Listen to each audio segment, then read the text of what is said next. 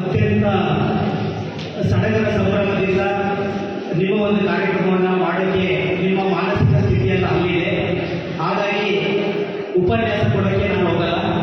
ಒಂದು 10 ನಿಮಿಷಗಳ ಕಾಲ ನಿಮ್ಮ ಮನಸ್ಸಿಗೆ ತುಂಬ ನಾಟುವಂತಹ ಕೆಲವು ವಿಚಾರಗಳನ್ನು ಮಾತ್ರ ನಾನು ಹೇಳಕ್ಕೆ ಇಷ್ಟಪಡ್ತೇನೆ. ಅದಕ್ಕೂ ಬದಲಾಗಿ ಈ ಕಾಲೇಜಿನ ಒಂದು ಪ್ರಾಂಶುಪಾಲರಿಗೆ ಹಾಗೂ ಉಪ ಪ್ರಾಂಶುಪಾಲರಿಗೆ, ಸ್ಟೂಡೆಂಟ್ಸ್ ಕೌನ್ಸಿಲ್ನ ಅಧ್ಯಕ್ಷರಿಗೆ ಹಾಗೂ ಎಲ್ಲ ವಿಭಾಗದ ಮುಖ್ಯಸ್ಥರಿಗೆ, ನನ್ನ ಎಲ್ಲ ಪ್ರೀತಿಯ ವಿದ್ಯಾರ್ಥಿಗಳಿಗೂ ವಂದನೆಗಳನ್ನು ಸಲ್ಲಿಸ್ತೇನೆ. Okay, I don't want to take more time. I want to take only 10 minutes, 10 to 15 minutes. Okay, ask one question for you. What is the difference between CS and GS? CS and GK. CS means common sense. GK means general knowledge. ಏನಾದರೂ difference ಇದೆಯಾ?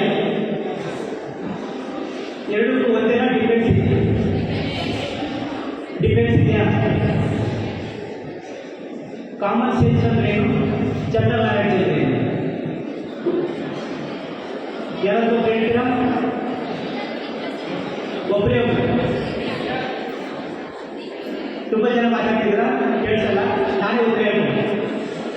General knowledge ಅಂತ ಹೇಳಿದ್ರೆ ಪ್ರಪಂಚದಲ್ಲಿರ್ತಕ್ಕಂಥ ಎಲ್ಲ already ಇದೆ. ಪ್ರಪಂಚದಲ್ಲಿ already ಎಲ್ಲವೂ ಇದೆ.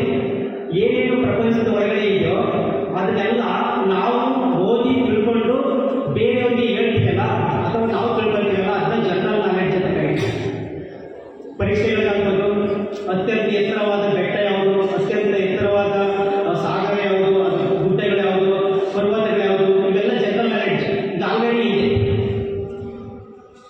ಏನೇನಿದೆ ಆಲ್ರೆಡಿ ಅದನ್ನೆಲ್ಲ ತಿಳ್ಕೊಳ್ತಕ್ಕಂಥದ್ದು general knowledge. What about common sense? Common sense ಅಂದರೆ ಕನ್ನಡದಲ್ಲಿ ಏನು? ಸಾಮಾನ್ಯ ಜ್ಞಾನ. ಹೌದಾ? ಸಾಮಾನ್ಯ ಪ್ರಜ್ಞೆ. ಜ್ಞಾನ ಅಲ್ಲ, ಪ್ರಜ್ಞೆ. ಯಾರಾದರೂ ರಸ್ತೆಯಲ್ಲಿ ಹೋಗ್ತಿರ್ಬೇಕಾದ್ರೆ ಯಾರಾದರೂ ಒಬ್ಬರು ಸ್ಪೀಡಾಗಿ ಹೋಗ್ತಿರ್ತಾರೆ, ಟಚ್ ಮಾಡ್ಕೊಂಡ್ರೆ ನಮಗೆ ತುಂಬ ಒಬ್ಬೊಬ್ಬರು ಬೈಯೋದು. ಜಿಕೆ ಇಲ್ವಾ ಅಂತ, ನಿಮಗೆ ಜಿಕೆ ಇಲ್ವಾ ಅಂತ ಬೈಲ್ವಾ? ಕಾಮನ್ ಸೆನ್ಸ್ ಇಲ್ವಾ ಅಂತ ಬೈಲ್ವಾ? ಕಾಮನ್ ಸೆನ್ಸ್ ಅಂದರೆ ಸೆನ್ಸ್ ಅಂದರೆ ಏನು? ಅದಕ್ಕೂ ಮೊದಲು ಒಂದು ಹೇಳ್ತೇನೆ. ಇಲ್ಲಿ ಕುಳಿತಿರ್ತಕ್ಕಂಥ ಎಲ್ಲರೂ ಕೂಡ ಪ್ರತಿದಿನ ನಿಮಗೆ ನಿಮ್ಮ ಅಕೌಂಟ್ಗೆ 86,400 ರೂಪಾಯಿ ಬರುತ್ತೆ. ಪ್ರತಿದಿನ ನಿಮ್ಮ ಅಕೌಂಟ್ಗೆ 86,400 ರೂಪಾಯಿ ಬರುತ್ತೆ. ಅದು ಮನಿ. ಕೆಲವರಿಗೆ ಎಲ್ಲಿಂದ ಬರುತ್ತೆ, ಹೇಗೆ ಬರುತ್ತೆ ಅಂತ ಗೊತ್ತಿಲ್ಲ. ಆ ಗೊತ್ತಿಲ್ಲದೆ ಇರೋದ್ರಿಂದ ನಾವು ಹೇಗೆ ಖರ್ಚು ಮಾಡಬೇಕು ಅನ್ನೋದು ಗೊತ್ತಾಗ್ತದೆ. ಬರ್ತಾ ಇದೆ. ಎಲ್ಲಿಂದ ಬರ್ತಾ ಇದೆ ಅಂದರೆ 86,400 ರೂಪಾಯಿ ಅಂತ ಹೇಳಿದ್ರೆ ದಿನದ 24 ಗಂಟೆಗೆ ಸೆಕೆಂಡ್ಸ್. ದಿನದ 24 ಗಂಟೆಗೆ ಸೆಕೆಂಡ್ಸ್ ಎಷ್ಟು ಅಂತ ಹೇಳಿದ್ರೆ 86,400 seconds. Time is money. Time is money. ಹಾಗಾಗಿ ನಿಮ್ಮ ಟೈಮ್ ನೀವು ಆಲ್ರೆಡಿ ಡಿಗ್ರಿ ಕಲಿತೀರಾ. ಆ ಮನಿ ಎಲ್ಲಿಂದ ಬರುತ್ತೆ, ಹೇಗೆ ಖರ್ಚು ಮಾಡಬೇಕು ಅಂತ ಇಲ್ಲಿ ತನಕ ನೀವು ಹೆಂಗೆ ಖರ್ಚು ಮಾಡಬೇಕು ಅಂತ ಗೊತ್ತಿಲ್ಲ.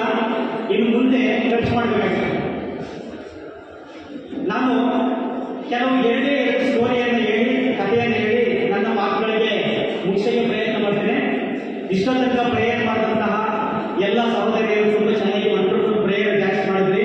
ಅದಕ್ಕೂ ಮೊದಲೇ ಸರ್ವ ಧರ್ಮಗಳ, ಹಿಂದೂ ಧರ್ಮ, ಕ್ರೈಸ್ತ ಧರ್ಮ, ಇಸ್ಲಾಂ ಧರ್ಮ, ಎಲ್ಲ ಧರ್ಮದ ಥೀಮ್ ಏನಿದೆ, ಪ್ರಮುಖ ಲೈನ್ ಏನಿದೆ, ಆ ಲೈನ್ ನಾವು ಒಂದು ಲೈನಲ್ಲಿ ಬಂದು ವಿದ್ಯಾರ್ಥಿಗಳು ಹೇಳಿಕೊಂಡು ತುಂಬ ಖುಷಿಯಾಗಿದೆ. ಎಲ್ಲ ಇಡೀ ಪ್ರಪಂಚದಲ್ಲಿರ್ತಕ್ಕಂಥ ಎಲ್ಲ ಧರ್ಮಗಳನ್ನು ಪ್ರೀತಿಸಬೇಕು ಅಂತ ಹೇಳಿರೋ ಏಕೈಕ ಧರ್ಮ ಅಂತ ಹೇಳಿದ್ರೆ ಅದು ಧರ್ಮ ಅಲ್ಲ, ಧರ್ಮ ಅಂದರೆ ಹೇಳಿದ್ರೆ ಬುದ್ಧಿಸಮ್. ಪ್ರಪಂಚದಲ್ಲಿರ್ತಕ್ಕಂಥ ಎಲ್ಲ ಮನುಷ್ಯರಿಗೂ ಅತ್ಯಂತ ಬೇಕಾಗಿರೋದು ಇಂಪಾರ್ಟೆಂಟ್ ಯಾವುದು ಅಂತ ಹೇಳಿದ್ರೆ ಬುದ್ಧ ಧರ್ಮ. ಅದು ಧರ್ಮ ಅಲ್ಲ, ವೇ ಆಫ್ ಲೈಫ್, ಜೀವನ ಕ್ರಮ. ಬುದ್ಧ ಧರ್ಮ ಯಾವುದ್ರ ಬಗ್ಗೆ ಹೇಳುತ್ತೆ ಅಂದರೆ ಒಂದು ಎರಡೇ ಲೈನ್ ಬಗ್ಗೆ ಬುದ್ಧ ಧರ್ಮ ಹೇಳುತ್ತೆ. ಆ 2 ಲೈನ್ ಮಾತ್ರ ನಾನು ಹೇಳ್ತೇನೆ. Nature and truth. ಪ್ರಕೃತಿ ಮತ್ತು ಸತ್ಯ. ಬುದ್ಧ ಧರ್ಮ ಪ್ರಕೃತಿ ಮತ್ತು ಸತ್ಯದ ಬಗ್ಗೆ ಹೇಳುತ್ತೆ. ಎರಡನೇ ಲೈನು ಮೈಂಡ್ ಅಂಡ್ ಬಾಡಿ. ಯಾರ್ಯಾರಿಗೆ ಮೈಂಡ್ ಅಂಡ್ ಬಾಡಿ ಇದೆಯೋ ಅವರೆಲ್ಲರಿಗೂ ಬುದ್ಧ ಧರ್ಮದ ಅವಶ್ಯಕತೆ ಇದೆ. ನಮಗೆ ಎರಡು ಪಾರ್ಟ್ಸ್ ಇದೆ, ಪ್ರತಿಯೊಬ್ಬ ವ್ಯಕ್ತಿಗೂ ಎರಡು ಪಾರ್ಟ್ಸ್ ಇದೆ. ಒಂದು ಪಾರ್ಟ್ಸು ಮೈಂಡ್, ಇನ್ನೊಂದು ಪಾರ್ಟ್ಸು ಬಾಡಿ. ಬಾಡಿ ಹಲವಾರು ಪಾರ್ಟ್ಸ್ಗಳೆಲ್ಲ ಮಾಡ್ತೀವಿ. ನಮಗೆ ಬಾಡಿ ಎಲ್ಲರಿಗೂ ಕಾಣಿಸುತ್ತೆ, ಮೈಂಡ್ ಕಾಣಿಸಲ್ಲ. ಮೈಂಡ್ ಕಾಣಿಸಲ್ಲ, ಆದರೆ ಸೆನ್ಸ್ ಅಂತ ಆವಾಗಲೇ ಹೇಳ್ತಾರೆ, ಪ್ರಜ್ಞೆ ಅಂತ 5 ಪಂಚೇಂದ್ರಿಯಗಳಿದೆ. SENSE ಅಂತ. SENSE ಅಂದರೆ ಸೆನ್ಸ್. ಒಂದೊಂದು ಅಕ್ಷರನು ಕೂಡ ಒಂದೊಂದು ಪಂಚೇಂದ್ರಿಯಗಳ ಬಗ್ಗೆ ಸ್ಟಾರ್ಟ್ ಮಾಡುತ್ತೆ. ಎಸ್ ಅಂದರೆ ಸ್ಕಿನ್, ಇ ಅಂದರೆ ಇಯರ್, ಎನ್ ಅಂದರೆ ನೋಸ್, ಎಸ್ ಅಂದರೆ ಟಂಗ್ ಟೇಸ್ಟ್, ಮತ್ತೆ ಇನ್ನೊಂದು ಇ ಅಂದರೆ ಐ. ಈ 5 ಡೋರ್ಗಳು, ಪ್ರತಿಯೊಬ್ಬ ವ್ಯಕ್ತಿಗೂ ಇರ್ತಕ್ಕಂಥ 5 ಡೋರ್ಗಳು. ಆ 5 ಡೋರ್ಗಳು ಕೂಡ ನಾವು ಏನು ಕೊಡ್ತೀವಿ, ಏನು ನೋಡ್ತೀವಿ, ಏನು ಕೇಳ್ತೀವಿ, ಏನು ತಿಂತೀವಿ, ಏನು ನಮಗೆ ಬಿಸಿ ಆಗುತ್ತೆ, ಸೆಕೆ ಆಗುತ್ತೆ, ಇದನ್ನೆಲ್ಲ ನಮ್ಮ ಮೈಂಡ್ಗೆ ತಗೊಂಡೋಗಿ ಕೊಡ್ತಾರೆ. Mind HOD, head of the department ಅಂತ ಹೇಳ್ತೀವಲ್ಲ, ಹಂಗೆ ನಮ್ಮ 5 ಡೋರ್ಗಳಿಗೆ HOD ಯಾವುದು ಅಂತ ಹೇಳಿದ್ರೆ ಹೆಡ್ ಆಫ್ ದಿ ಮೈಂಡ್. ಅದನ್ನ ತುಂಬ ಜನ ಹೇಳ್ತಾರೆ ಸಿಕ್ಸ್ತ್ ಸೆನ್ಸ್ ಅಂತ. ಇವರು 5 ಜನರು ಕೊಡದೇ ಇರತಕ್ಕಂಥ ಕೆಲವು ವಿಚಾರಗಳನ್ನ ಸಿಕ್ಸ್ತ್ ಸೆನ್ಸ್ ಬಗ್ಗೆ ಯೋಚನೆ ಮಾಡಬೇಕು. ಅಲ್ಲಿ ಯಾಕೋ ನನಗೆ ಸಿಕ್ಸ್ತ್ ಸೆನ್ಸ್ ಹೇಳ್ತಾ ಇತ್ತು, ಇಲ್ಲೊಂದು ಆಕ್ಸಿಡೆಂಟ್ ಆಗುತ್ತೆ ಅಂತ. ಆಕ್ಸಿಡೆಂಟ್ ಆಗಿರುತ್ತೆ. ಇವು 5 ಡೋರ್ಗಳು ಹೇಳಿಲ್ಲ ಅದನ್ನ. ಇವರು 5 ಡೋರ್ಗಳು ಏನನ್ನ ಹೇಳುತ್ತೆ ಅದನ್ನ ನಿರ್ಧಾರ ಮಾಡೋದು ಮೈಂಡ್. ಹಾಗಾದ್ರೆ ರಾತ್ರಿ ಮಲಗ್ತೀವಲ್ಲ, ಆವಾಗ ಇವು 5 ಡೋರ್ಗಳು ಮಲಗ್ತವೆ. ಮನಸ್ಸು ಮಲಗಿಲ್ಲ. ನಾವು ಯಾವಾಗ ಮಲಗಕ್ಕೆ ಹೋಗ್ತೀವಿ ಅವಾಗ ಎಲ್ಲ ಡೋರ್ಗಳು 5 ಡೋರ್ಗಳು ಸೆನ್ಸ್ ನಮ್ಮ ವರ್ಕನ್ನ ನಿಲ್ಲಿಸುತ್ತೆ. ಲಾಸ್ಟ್ಗೆ ವರ್ಕ್ ನಿಲ್ಲಿಸೋದು ಯಾವುದು ಅಂದ್ರೆ HOD. ಎಲ್ಲರೂ ಹೋದ್ಮೇಲೆ ಲಾಸ್ಟ್ ಬೀಗ ಹಾಕೊಂಡ್ರೆ HOD. ಮತ್ತೆ ಎಲ್ಲ ಬೆಳಗ್ಗೆ ಎದ್ದ ತಕ್ಷಣ ಬೇಗ ಎದ್ದೇಳೋದು ಯಾರಂದ್ರೆ HOD. ಇವ್ರು 5 ಜನ ಆಮೇಲೆ ಎದ್ದೇಳ್ತಾರೆ, ಆಮೇಲೆ ಕಂಡುಬಿಡ್ತೀವಿ, ಏನು ಶಬ್ದ ಆಗುತ್ತೆ, ಕಿವಿ ತೆರಿತೀವಿ, ಮೂಗು ಅವಾಗ ವಾಸನೆ ಬರ್ತಾ ಇದೆ, ಎಲ್ಲ ಗೊತ್ತಾಗುತ್ತೆ. ಇದನ್ನ 6 ಕರೆಕ್ಟ್ ಆಗಿದ್ರೆ, 6 ಕರೆಕ್ಟ್ ಆಗಿದ್ರೆ, ಯಾರು ಕರೆಕ್ಟಾಗಿ 6 ಫಾಲೋ ಮಾಡ್ತಾರೆ ಅವರು ಆರೋಗ್ಯವಂತಾಗಿರ್ತಾರೆ. ಆರೋಗ್ಯ ಅಂದ್ರೆ ಅರ್ಥ 6 ಯೋಗ್ಯ. 6 ಯೋಗ್ಯ ಅಂದ್ರೆ 5 ಪಂಚೇಂದ್ರಿಯಗಳು, 1 ಮನಸ್ಸು. 5 ಪಂಚೇಂದ್ರಿಯಗಳು, 1 ಮನಸ್ಸು. 6 ಯೋಗ್ಯವಾಗಿದ್ರೆ ಆರೋಗ್ಯ. 6ರಲ್ಲಿ 1 ಏನಾದರೂ ಯೋಗ್ಯವಾಗಿಲ್ಲ ಅಂದ್ರೆ ಅವನ ಅಯೋಗ್ಯ. ಒಂದೊಂದೇ ಅಕ್ಷರದಲ್ಲಿ ಡಿಫೆನ್ಸ್ ಇದೆ. ಆರೋಗ್ಯ, ಅಯೋಗ್ಯ. ನಿಮ್ಮ ಮನಸ್ಸು ತುಂಬಾ ಪ್ರಶಾಂತವಾಗಿರ್ಬೇಕಾದ್ರೆ ಈ 5 ಹೇಗೆ ಬಳಸಬೇಕು ಅಂತ ಕಲ್ತ್ಕೋಬೇಕು. ಅದು ಮೆಡಿಟೇಷನ್ ಇಂದ ಸಾಧ್ಯ ಆಗುತ್ತೆ. ಇಡೀ ಪ್ರಪಂಚದಾದ್ಯಂತ ಎಲ್ಲ ಇರ್ತಕ್ಕಂಥ ಜನರಿದಾರಲ್ಲ, ಎಲ್ಲರಿಗೂ ಬೇಕಾಗಿರೋದು ಧರ್ಮಕ್ಕೂ ವ್ಯತ್ಯಾಸ ಇದೆ. ಧರ್ಮಗಳು ಆತ್ಮ, ಪರಮಾತ್ಮ, ಪ್ರೇತಾತ್ಮ, ಮಹಾತ್ಮ, ಬೇರೆ ಬೇರೆ ಆತ್ಮಗಳ ಬಗ್ಗೆ ಹೇಳ್ತಾರೆ ಧರ್ಮಗಳು. ಆದರೆ ಧರ್ಮ ಹೇಳೋದು ಹ್ಯುಮ್ಯಾನಿಟಿ ಬಗ್ಗೆ, ಮೈಂಡ್ ಬಗ್ಗೆ, ಟ್ರೂತ್ ಬಗ್ಗೆ, ಸತ್ಯದ ಬಗ್ಗೆ ಹೇಳೋದು ಧರ್ಮ. ನಾನು ಮಾತಾಡ್ತಾ ಇದ್ದೀನಿ, ಪ್ರಿನ್ಸಿಪಾಲ್ ಸಾಹೇಬರು ಮತ್ತೆ ಉಪ ಪ್ರಾಂಶುಪಾಲರು, ಕೌನ್ಸಿಲ್ ಅಧ್ಯಕ್ಷರು ಎಲ್ಲ ಕೊಟ್ಟಿದ್ದಾರೆ, ನಾನು ನೋಡ್ತಾ ಇದ್ದೀನಿ. ಇದು ಧರ್ಮ. ಫಸ್ಟ್ ಫ್ಲೋರಲ್ಲಿ, ಸೆಕೆಂಡ್ ಫ್ಲೋರಲ್ಲಿ ಏನೇನೋ ನಡೀತಿದೆ ನನಗೆ ಗೊತ್ತಿಲ್ಲ ಅಂತ ಹೇಳ್ತಿರಲ್ಲ, ಅದು ಧರ್ಮ. ನನಗೆ ಕಾಣಿಸ್ತಾ ಇಲ್ಲ ಅಂತ ನಾನು ಇಮೇಜ್ ಮಾಡ್ಕೊಂಡು ಹೇಳೋದು ನಿಮಗೆ ಧರ್ಮ. ಕಣ್ಣೆದುರುಗಡೆ ಕಾಣೋದು ಧರ್ಮ. ಬುದ್ಧ ಧರ್ಮ ಅಲ್ಲ. ಇವತ್ತು ಐಕ್ಯಂ ಒಂದು ಕಾರ್ಯಕ್ರಮದಲ್ಲಿ ಹಲವಾರು ಎಲ್ಲ ಇಂಟರ್ ರಿಲಿಜಿಯನ್ ಟೆಸ್ಟ್ ಮಾಡ್ತಿರೋದು ತುಂಬ ಅತ್ಯಂತ ಸಂತೋಷವಾದ ವಿಚಾರ. ಇಡೀ ಜಗತ್ತು ಇವತ್ತು ಧರ್ಮದ ಹೆಸರಿನಲ್ಲಿ, ವರ್ಗದ ಹೆಸರಿನಲ್ಲಿ ತುಂಬಾ ಸಂಕಷ್ಟಕ್ಕೆ ಸಿಕ್ಕಿದೆ. ಅಂತ ಟೈಮಲ್ಲಿ ಭಗವಾನ್ ಬುದ್ಧರು, ಗೌತಮ ಬುದ್ಧರು 2500 ವರ್ಷಗಳ ಹಿಂದೆ ಕೆಲವು ಮೆಡಿಸಿನ್ ಕೊಟ್ಟಿದ್ದಾರೆ. ಅವರು ಯಾವುದಕ್ಕೆ ಮೆಡಿಸಿನ್ ಕೊಟ್ಟಿದ್ದಾರೆ ಅಂದ್ರೆ 4 ಮಾತುಗಳನ್ನ ಭಗವಾನ್ ಬುದ್ಧರು ಸತ್ಯವನ್ನು ಹುಡುಕಕ್ಕೆ ಹೋಗಿದ್ದಾರೆ. 4 ರೀಸನ್.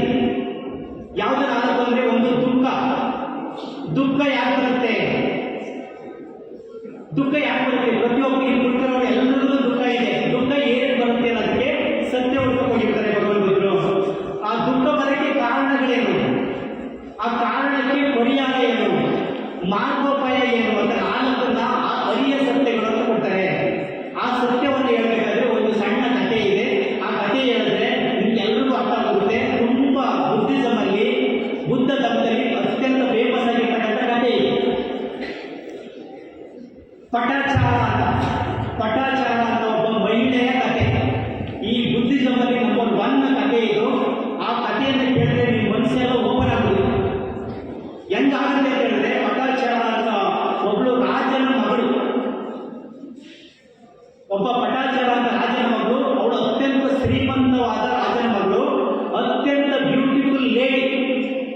ಇಡೀ ಜಗತ್ತಿನಲ್ಲಿ ಅತ್ಯಂತ ಸುಂದರವಾಗಿರ್ತಕ್ಕಂಥ ಮಹಿಳೆಯವರು, ಹುಡುಗಿ. ಅವಳು ಅಷ್ಟೊಂದು ಸುಂದರವಾಗಿರ್ತಾರೆ. ಪಟಾಚಾರನ ಹೆಣ್ಮಗಳು ರಾಜ ಇರ್ತಾರೆ. ಆ ರಾಜ ತುಂಬಾ 7 ಒಬ್ಬರಿಗೆ ಒಂದು ಶ್ರೀಮಂತಿಕೆ ಇರುತ್ತೆ. ಆ ಅಷ್ಟೊಂದು ಶ್ರೀಮಂತಿಕೆಯಲ್ಲಿ ಒಬ್ಬಳೇ ಮಗಳು. ಆ ಮಗಳನ್ನ ಜೋಪಾನವಾಗಿ ಚೆನ್ನಾಗಿ ಸಾಕಬೇಕು, ಒಳ್ಳೆ ಮನೆಗೆ ಒಳ್ಳೆ ರಾಜ್ಯಕ್ಕೆ ಮದುವೆ ಮಾಡಿಕೊಡ್ಬೇಕು ಅಂತ ಹೇಳಿ ತುಂಬಾ ಆಸೆ ಇಟ್ಕೊಂಡು ಒಳ್ಳೆ ಕಡೆ ಹುಡುಗನ ನೋಡಿ ಮದುವೆ ಮಾಡಬೇಕು ಅಂತ ತುಂಬಾ ಆಸೆ ಇರುತ್ತೆ. ಅಂತ ಟೈಮಲ್ಲಿ ತುಂಬಾ ಅವ್ರಿಗೆ ಅರಮನೆಗೆ ತುಂಬಾ ಸೆಕ್ಯೂರಿಟಿ ಇಟ್ಟಿರ್ತಾರೆ. ಅವರು ಯಾವುದೇ ಪತ್ತೆ ಹಾಕೋದು ಆ ರೀತಿ ಸೆಕ್ಯೂರಿಟಿ ಇಟ್ಟಿರ್ತಾರೆ ಆ ಪಟಾಚಾರನ ಹುಡುಗಿ. ಆ ಹುಡುಗಿ ಬೆಳೀತಾ ದೊಡ್ಡವಳಾಗ್ತಾರೆ. ದೊಡ್ಡವಳ ಆದ್ಮೇಲೆ ಮದುವೆ ವಯಸ್ಸು ಬರುತ್ತೆ. ಮದುವೆ ವಯಸ್ಸು ಬಂದ್ಮೇಲೆ ಇಡೀ ಜಗತ್ತಿನಲ್ಲಿ ಎಲ್ಲರ ಭಾವನೆಗಳು ತರ ಆ ಪಟಾಚಾರದ ಆ ಹುಡುಗಿಯ ಭಾವನೆ ಬರುತ್ತೆ. ಒಂದು ಹುಡುಗನ ನಾನು ಇಷ್ಟಪಡಬೇಕು, ಮದುವೆ ಆಗಬೇಕು ಅನ್ನೋ ಒಂದು ಭಾವನೆ, ಆಸೆ ಅವ್ರ ಒಳಗಡೆ ವ್ಯಕ್ತ ಆಗುತ್ತೆ. ಅವರು ಅಷ್ಟೊಂದು ಸೆಕ್ಯೂರಿಟಿ ಹಾಕ್ಬಿಟ್ಟಿದ್ದಾರೆ. ರಾಜ ಮಹಾರಾಜ, ದೊಡ್ಡ ರಾಜ, ಅಷ್ಟೊಂದು ಸೆಕ್ಯೂರಿಟಿ ಇದೆ. ಹೇಗೆ ನಾನು ಒಂದು ಹುಡುಗನ ಇಷ್ಟಪಡಲಿ ಅಂತ ನೋಡುವಾಗ ಅವ್ರ ಭಾವನೆಗೆ ಅವ್ರ ಪಕ್ಕದಲ್ಲೇ ಅವ್ರನ್ನ ನೋಡ್ಬರ್ತಿದ್ದಲ್ಲ ಸೆಕ್ಯೂರಿಟಿ ಸೇವಾಗಿ ಇರ್ತಲ್ಲ, ಅವ್ರ ಮೇಲೆ ತುಂಬಾ ಆಸೆ ಆಗುತ್ತೆ. ತುಂಬಾ ಆಸೆ ಆಗೋಗುತ್ತೆ ಪಟಾಚಾರಕ್ಕೆ. ಆ ಆಸೆ ಆದ್ಮೇಲೆ ಆಸೆನ ವ್ಯಕ್ತಪಡಿಸ್ತಾರೆ ಅವರು. ಪಟಾಚಾರ, ನೀನಂದ್ರೆ ನನಗೆ ತುಂಬಾ ಇಷ್ಟ, ನಿನ್ನನ್ನೇ ನಾನು ಮದುವೆ ಆಗಬೇಕು, ನನ್ನನ್ನೇ ಇಷ್ಟಪಡ್ತೀಯ ನೀನು ಅಂತ ಕೇಳ್ತಾರೆ. ಆಗ ಆ ಸೇವಕ ಇರ್ತಾರಲ್ಲ ಅವನು, ಇಲ್ಲ ಇದು ನಾನು ಮಾಡೋದು ತಪ್ಪಾಗುತ್ತೆ. ನನ್ನನ್ನ ನಂಬಿ ನಿಮ್ಮ ತಂದೆ ನನಗೆ ಒಂದು ಉನ್ನತವಾದ ಸ್ಥಾನವನ್ನು ಕೊಟ್ಟಿದ್ದಾರೆ, ನಿನ್ನ ಸೇವೆ ಪಡ್ತಕ್ಕಂಥ ಸ್ಥಾನವನ್ನು ಕೊಟ್ಟಿದ್ದಾರೆ. ಅದಕ್ಕೆ ನಾನು ಯಾವುದೇ ಕಾರಣಕ್ಕೂ ಮುಂದೆ ಬರೋ ರೀತಿಯಲ್ಲಿ ನಡ್ಕೊಳ್ಳಲ್ಲ ಅಂತ ಹೇಳ್ತಾರೆ. ಆಗ ಇವಳು ಆಸೆ ಇದೆಯಲ್ಲ ಅದನ್ನ ವ್ಯಕ್ತಪಡಿಸಬೇಕಲ್ಲ, ಬಿಡಲ್ವಲ್ಲ. ಅದಕ್ಕೆ ಇಲ್ಲ ನಾನು ನಿನ್ನಂದ್ರೆ ನನಗೆ ತುಂಬಾ ಇಷ್ಟ, ನಿನ್ನ ಜೊತೆಗೆ ನಾನು ಮದುವೆ ಆಗಬೇಕು ಅಂತ ತುಂಬಾ ಆಟ ಮಾಡ್ತಾನೆ ಪಟಾಚಾರ. ಅದು ತುಂಬಾ ಆಟ ಮಾಡಿದ ನಂತರ ಇಲ್ಲ ನನಗೆ ಯಾವುದೇ ಕಾರಣಕ್ಕೂ ನೀನನ್ನು ನಾನು ಒಪ್ಪಲ್ಲ ಅಂತ ಹೇಳಿ ಅವನು ಸೇವಕ ಹೇಳ್ತಾ ಇರ್ತಾನೆ. ಕೊನೆಗೆ ಏನಾಗುತ್ತೆ ಅಂತ ಹೇಳಿದ್ರೆ, ನೀನೇನಾದ್ರೂ ನನ್ನ ಮಾತನ್ನ ಕೇಳಲಿಲ್ಲ ಅಂದ್ರೆ, ನೀನು ನನ್ನನ್ನು ಕೈ ಇಟ್ಕೊಂಡು ಹೇಳ್ತೆ ಅಂತ ನಮ್ಮ ಅಪ್ಪನಿಗೆ ಚಾಡಿ ಹೇಳ್ತೀನಿ ಅಂತ ಹೇಳ್ತಾರೆ, ಎದುರಿಸ್ತಾರೆ. ಆಗ ನಮ್ಮ ಅಪ್ಪ ಏನ್ ಮಾಡ್ತಾರೆ, ನಿನಗೆ ಶಿರಚ್ಛೇದನ ಮಾಡ್ತಾರೆ, ತಲೆ ಕಟ್ ಮಾಡ್ತಾರೆ ನಿನಗೆ. ಅದು ಬೆಸ್ಟಾ, ಇಲ್ಲ ನನ್ನ ಜೊತೆ ಇಬ್ಬರು ಸೇರ್ಕೊಂಡು ಓಡಾಡೋಣ, ಇದು ಬೆಸ್ಟಾ, ಎರಡರಲ್ಲಿ ಡಿಸೈಡ್ ಫಾರ್ ಯು ಅಂತ ಹೇಳ್ತಾರೆ. ಎರಡರಲ್ಲಿ ಯಾವ್ದು ಇವಾಗ ಸಾಹಿತ್ಯ ನನ್ನ ಜೊತೆ ಬರ್ತೀಯ ಅಂತ. ಆಗ ಅವನ ಸೇವಕ ಯೋಚನೆ ಮಾಡ್ತಾರೆ, ಹೆಂಗಿದ್ರು ನಾನು ಹೋಗ್ಲಿಲ್ಲ, ಇವ್ರು ಮಾತು ಕೇಳಲಿಲ್ಲ ಅಂತ ಹೇಳಿದ್ರೆ ನನ್ನನ್ನು 100% ಇವ್ರ ತಂದೆ ಸಾಯಿಸ್ತಾನೆ ಅಂತ ತೀರ್ಮಾನ ಮಾಡಿ, ಆಯ್ತು ಇಬ್ರು ಓಡಾಡೋಣ ಅಂತ ಡಿಸೈಡ್ ಮಾಡಿ, ಅವ್ರ ಮನೆಯಲ್ಲಿ ಏನೆಲ್ಲ ಚಿನ್ನಗಳಿರುತ್ತೆ ಅದೆಲ್ಲ ಇರುತ್ತೆ, ಬ್ಯಾಗ್ ಹಾಕೊಂಡು ತುಂಬಿಕೊಂಡು ಇಬ್ರು ರಾತ್ರಿ ಓಡೋಗ್ತಾರೆ. ಅವರ ತಂದೆ ತಾಯಿಗೆ ತುಂಬಾ ದುಃಖ ಆಗುತ್ತೆ. ನಾನು ಎಷ್ಟೊಂದು ಆಸೆಯಿಂದ ಇವ್ರ ಮಗುನ ಬೆಳೆಸಿದ್ದೀವಲ್ಲ, ಇಷ್ಟೊಂದು ಸುಲಭರೂಪಿಯಾಗಿರ್ತಕ್ಕಂಥ ಬ್ಯೂಟಿಫುಲ್ ಆಗಿರ್ತಕ್ಕಂಥ ಹುಡುಗಿ ಒಂದು ರಾಜಕೀಯ ಕೊಟ್ಟು ಮದುವೆ ಮಾಡಬೇಕು ಅಂತ ಯೋಚನೆ ಮಾಡ್ತಾ ಇದ್ದೆ. ಆದ್ರೆ ಇವಳು ಈ ತರ ಕೆಲಸ ಮಾಡ್ತಿಲ್ಲ ಅಂತೇಳಿ ತುಂಬಾ ದುಃಖ ಆಗುತ್ತೆ ಒಬ್ಬರೇ ಮಗಳಿಗೆ. ಆವಾಗ ಇಬ್ರು ಹೊರಡ್ತಾರೆ, ವರ್ಷಗಳು ತುಂಬಾ ದೂರ ಹೋಗ್ತಾರೆ. ತುಂಬಾ ದೂರ ಹೋಗ್ಬಿಟ್ಟು ಇಬ್ಬರು ಮದುವೆ ಆಗ್ತಾರೆ. ಮದುವೆ ಆಗ್ಬಿಟ್ಟು ಜೀವನ ಮಾಡ್ತಿರ್ತಾರೆ. ಅವಾಗ ಪ್ರೆಗ್ನೆಂಟ್ ಆಗ್ತಾರೆ. 1 ಇಯರ್ ಆದ್ಮೇಲೆ ಪ್ರೆಗ್ನೆಂಟ್ ಆಗ್ತಾರೆ. ಪ್ರೆಗ್ನೆಂಟ್ ಆಗುವಾಗ ಆ ಹೆಣ್ಣು ಮಗುಗೆ ಅವ್ರ ತಂದೆ ತಾಯಿ ಆಸೆ ಆಗುತ್ತೆ. ಎಲ್ರಿಗೂ ತಂದೆ ಮಕ್ಕಳುಗಳು ಓಡಾಟಕ್ಕೆ ಹೋಗೋ ಟೈಮ್ ಒಂದು ಸ್ಟೇಟಸ್ ಆಫ್ ಮೈಂಡ್, ಅಲ್ಲಿ ಹೋದ್ಮೇಲೆ ಸ್ವಲ್ಪ ದಿನ ಆದ್ಮೇಲೆ ಮತ್ತೆ mind status of mind change ಆಗುತ್ತೆ. ನಾನು ವಾಪಸ್ ನಮ್ಮ ತಂದೆ ತಾಯಿ ಹತ್ರ ನೋಡ್ಬೇಕು, ಹೋಗ್ಬೇಕು, ಕರ್ಕೊಂಡು ಹೋಗು ಅಂತ ಗಂಡನಿಗೆ ಹೇಳ್ತಾರೆ. ಅವಾಗ ಗಂಡ ಹೇಳ್ತಾನೆ, ಇವಾಗ ಏನಾದ್ರೂ ನಾವು ಹೋದ್ರೆ 100% ನಾವಿಬ್ಬರನ್ನ ಉಳಿಸಲ್ಲ, ಹೊಟ್ಟೆ ಹೊರಗಡೆ ಇರ್ತಕ್ಕಂಥ ನಮ್ಮ ಮಗುನ ಉಳಿಸಲ್ಲ, ನಮ್ಮ 3 ಜನನು ಸಾಯಿಸ್ತಾರೆ, ನಿಮ್ಮಪ್ಪ ನಿಮ್ಮಮ್ಮ. ಹಾಗಾಗಿ ಹೋಗೋದು ಬೇಡ, ಸ್ವಲ್ಪ ಸಮಾಧಾನ ಮಾಡ್ಕೋ, ಮುಂದೆ ಒಂದು ಟೈಮ್ ಬರುತ್ತೆ ಅವಾಗ ಹೋಗೋಣ ಅಂತ ಹೇಳ್ತಾನೆ. ಕನ್ವಿನ್ಸ್ ಮಾಡ್ತಾನೆ. ಆ ಕನ್ವಿನ್ಸ್ ಮಾಡುವಾಗ ಅವಳು ಆಯ್ತು ಅಂತ ಹೇಳಿ ಒಪ್ಕೊಂಡು ಒಂದು ಮಗು ಆಗುತ್ತೆ, ಗಂಡು ಮಗು ಆಗುತ್ತೆ. ಆದ್ಮೇಲೆ 1 ವರ್ಷ ಆಯಿತು, 2 ವರ್ಷ ಆಯಿತು, 3 ವರ್ಷ ಆಗುತ್ತೆ. 3 ವರ್ಷ ಆದ್ಮೇಲೆ ಇನ್ನೊಂದು ಮಗು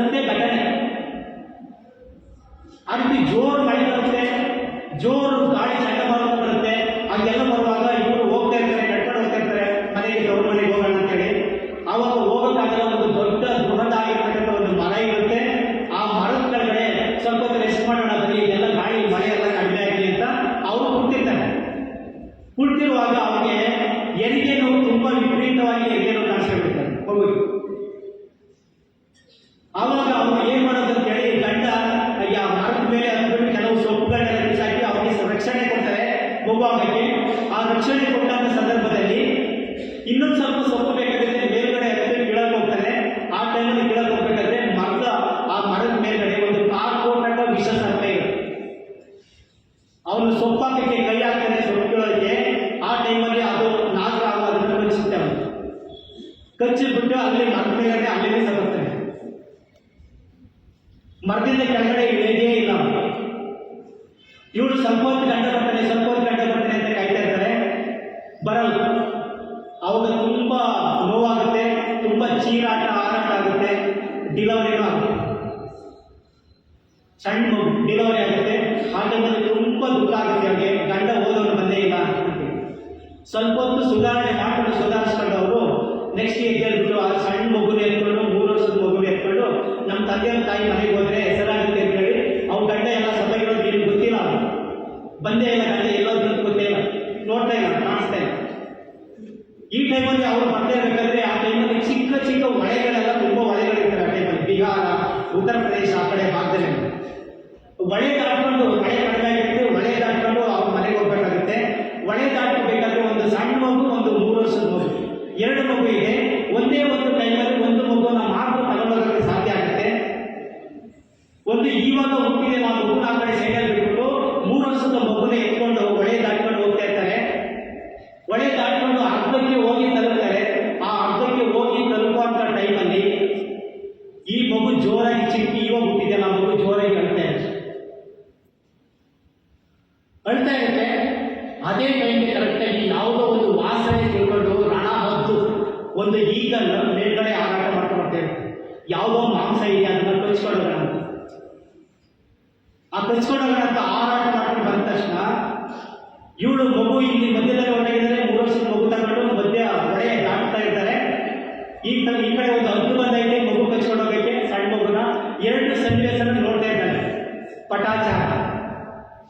ನೋಡಿದಾಗ ನನ್ನ ಮಗು ಇವಾಗ ಹುಟ್ಟಿರೋ ಮಗುನ ಕಚ್ಕೊಂಡು ಹೊಂಟಾಗುತ್ತೆ ಹದ್ದು ಅಂತ ಹೇಳಿ 3 ವರ್ಷದಿಂದಲ್ಲ ಆ ಮಗುನ ನಡುವಿರಲ್ಲಿ ಅಲ್ಲೇ ಕೈ ಬಿಟ್ಬಿಟ್ಟು ಈ ಮಗುನ ಎತ್ಕೊಳ್ಳೋಕ್ಕೆ ಓಡ್ ಬರ್ತಾಳೆ. ವಾಪಸ್ ಹೊಳೆಯಲ್ಲಿ ನಿಲ್ಕೊಂಡು ವಾಪಸ್ ಬರ್ತಾಳೆ. ವಾಪಸ್ ಬರೋ ತನಕ ಹದ್ದು ಈ ಸಣ್ಣ ಮಗು ಇದೆಯಲ್ಲ ಆ ಮಗುನ ಕಚ್ಕೊಂಡು ಹೊಂಟಾಗುತ್ತೆ. ಗಂಡ ಲಾಸ್, 2 ಮಕ್ಕಳು ಕೂಡ ಲಾಸ್.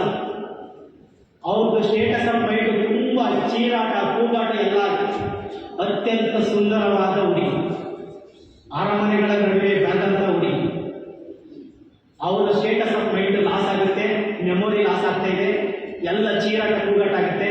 ಆ ಟೈಮಲ್ಲಿ ಆಗಿ ಕೊನೆಗೆ ಲಾಸ್ಟ್ ಡಿಸೈಡ್ ಮಾಡಿ ನಮ್ಮ ತಂದೆ ತಾಯಿ ಪ್ಲೇಸ್ಗಾದ್ರು ಹೋಗೋಣ, ಅಲ್ಲಾದ್ರೂ ಸ್ವಲ್ಪ ನೆಮ್ಮದಿ ಇರುತ್ತೆ ಅಂತೇಳಿ ಮತ್ತೆ ಹೊಳೆಯೆಲ್ಲ ಆಯ್ಕೊಂಡು ಈ ಕಡೆ ಬರ್ತಾರೆ. ಬಂದ್ಬಿಟ್ಟು ಹಂಗೆ ತುಂಬಾ ದುಃಖದಲ್ಲಿ ಅರಮನೆ ಮುಂದೆ ಅವ್ರು ನೋಡ್ತಾರೆ. ಅಲ್ಲಿ ಒಂದು ಬೆಂಕಿ ಹಾಕಿರ್ತಾರೆ. ಮುಂದ್ಗಡೆ ಬೆಂಕಿ ಹಾಕಿರ್ತಾರೆ. ಏನಾಗಿದೆ ಅಂತ ಕೇಳಿದ್ರೆ, ನಿನ್ನೆ ಜೋರಾದ ಚಂಡಮಾರುತ ಮಳೆ ಗುಡುಗು ಸಿಡ್ಲಾಯ್ತಲ್ಲ, ಅರಮನೆಗೆ ಸಿಡ್ಲು ಹೊಡೆದು ಬೆಂಕಿ ಇದೆ. ಅರಮನೆ ಇರ್ತಕ್ಕಂಥ ಅಪ್ಪ ಅಮ್ಮ, ಒಂದಷ್ಟು ಜನ ಸೈನಿಕರು ಎಲ್ಲರೂ ಸತ್ತೋಗ್ತಾರೆ. ಅವ್ರಿಗೆ ದುಃಖ, ಇನ್ನೂ ದುಃಖ ಆಗುತ್ತೆ. ಪಟಾಚಾರ ಏನ್ ಈ ತರ ಆಯ್ತಲ್ಲ ಅಂತ ಹೇಳಿ ತುಂಬಾ ದುಃಖ ಆಗುತ್ತೆ. ತುಂಬಾ ಚೀರಾಟ, ಹಾರಾಟ, ಡ್ಯಾನ್ಸ್, ನಗೋದು ಎಲ್ಲನೂ ಮಾಡ್ತಿರ್ತಾರೆ. ಎಲ್ಲ ಮಾಡಿ ಹುಡುಗಾಡಿ ಅವ್ರಿಗೆ ಹುಚ್ಚಿಯನ್ನು ತರ ಬಂದ್ಬಿಡ್ತಾರೆ, ಹುಚ್ಚಿತರ ಬಂದ್ಬಿಡ್ತಾರೆ. ಆ ತರ ಬರ್ತಾ ನಡ್ಕೊಂಡು ರೋಡಲ್ಲೆಲ್ಲ ಅರಿತಾ ಇರ್ತಾರೆ. ಒಂದು ಟೈಮಲ್ಲಿ ಭಗವಾನ್ ಬುದ್ಧರು, ಗೌತಮ ಬುದ್ಧರು ಒಂದಷ್ಟು ಭಿಕ್ಕುಗಳಿಗೆ ಉಪನ್ಯಾಸ ಕೊಡ್ತಾ ಇರ್ತಾರೆ. ಅಲ್ಲಿ ತುಂಬಾ ಕಾಮಾಗಿರುತ್ತೆ ಪ್ಲೇಸು. ಆ ಪ್ಲೇಸ್ಗೆ ಬರ್ತಾರೆ, ಬಂದು ನೋಡ್ತಾರೆ. ಬಂದು ನೋಡಿದ ತಕ್ಷಣ ಏನೋ ಒಂದು ಉಪನ್ಯಾಸ ಇದೆ, ಸಮಾಧಾನ ಇದೆ, ಏನಿಷ್ಟೊಂದು ಇಲ್ಲಿ ಶಾಂತಿ ನೆಲೆಸಿದೆಯಲ್ಲ ಅಂತ ಹೇಳಿ ನೋಡ್ತಾರೆ. ನೋಡಿದ ತಕ್ಷಣ ಭಗವಾನ್ ಬುದ್ಧರು ಆ ಪಟಾಚಾರನ ನೋಡ್ತಾರೆ, ಅವರ ದುಃಖವನ್ನು ನೋಡ್ತಾರೆ. ಭಗವಾನ್ ಬುದ್ಧರಿಗೆ ಒಂದು ಎನ್ಲೈಟ್ಮೆಂಟ್ ಆಗಿರುತ್ತೆ. 89 ಕೈಂಡ್ಸ್ ಆಫ್ ಮೈಂಡ್, 89 ರೀತಿಯ ಚಿಂತಗಳು ಎನ್ಲೈಟ್ಮೆಂಟ್ ಆಗಿರುತ್ತೆ ಭಗವಾನ್ ಬುದ್ಧರಿಗೆ.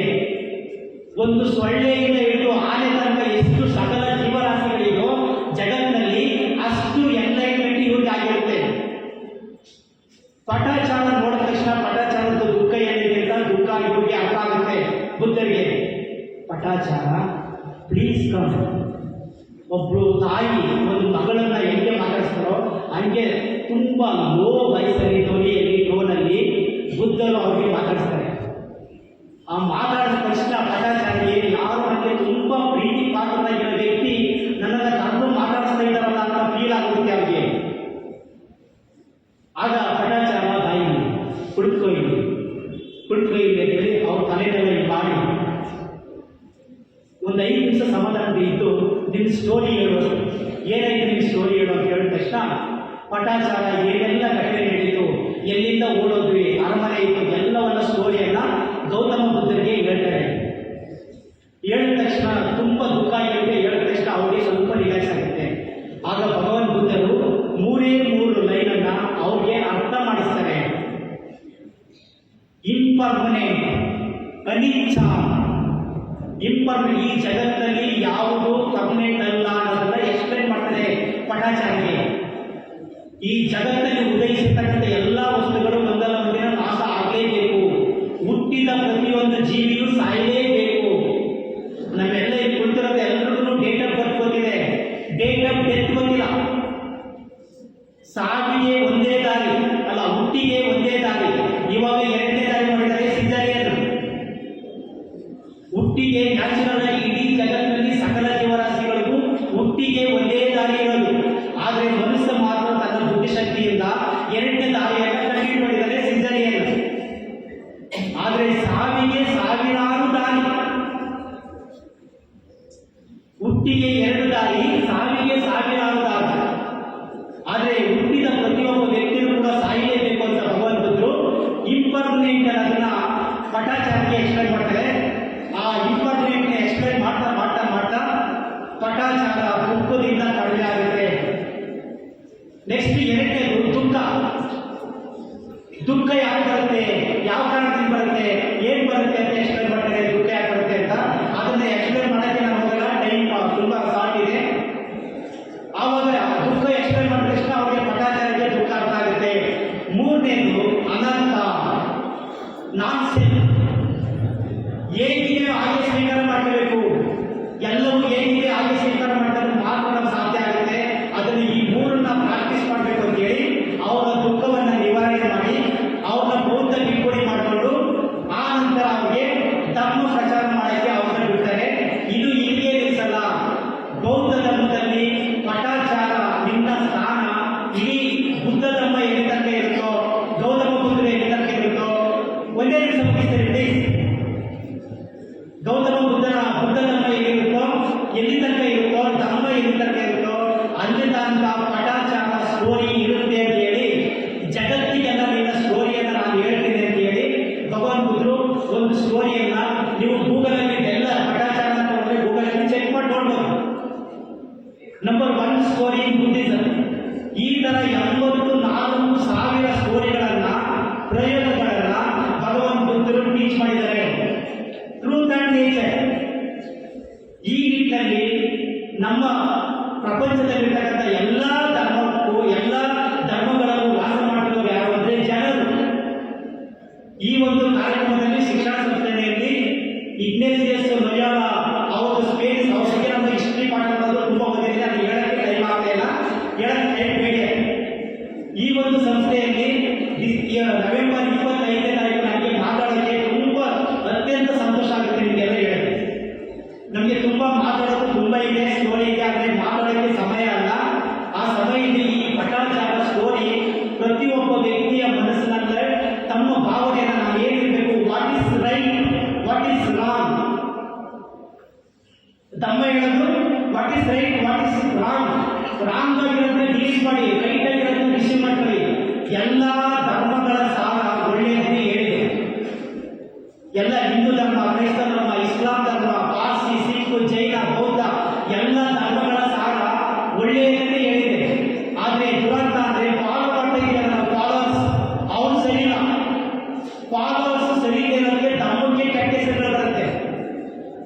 ಮೊಹಮ್ಮದ್ ಪೈಗಂಬರ್, ಜೀಸಸ್ ಕ್ರೈಸ್ಟ್, ಹಿಂದೂ ಧರ್ಮದ ಹಲವಾರು ಸಂತರುಗಳು, ಬೌದ್ಧ, ಮಹಾವೀರ, ಗೌತಮ ಬುದ್ಧ ಎಲ್ಲರೂ ಕೂಡ ಹೇಳಿರೋದು ಒಳ್ಳೆಯದನ್ನೇ ಹೇಳಿರೋದು. ಇಷ್ಟನ್ನ ಹೇಳ್ತಾ ಕೆಲವು ಲಾಸ್ಟ್ 3 ಒಂದು ವಿಚಾರಕ್ಕೆ ಹೇಳಿ ನಾನು ಮಾತನಾಡಿಸ್ತೇನೆ. ಇನ್ನೊಂದು ಹೇಳ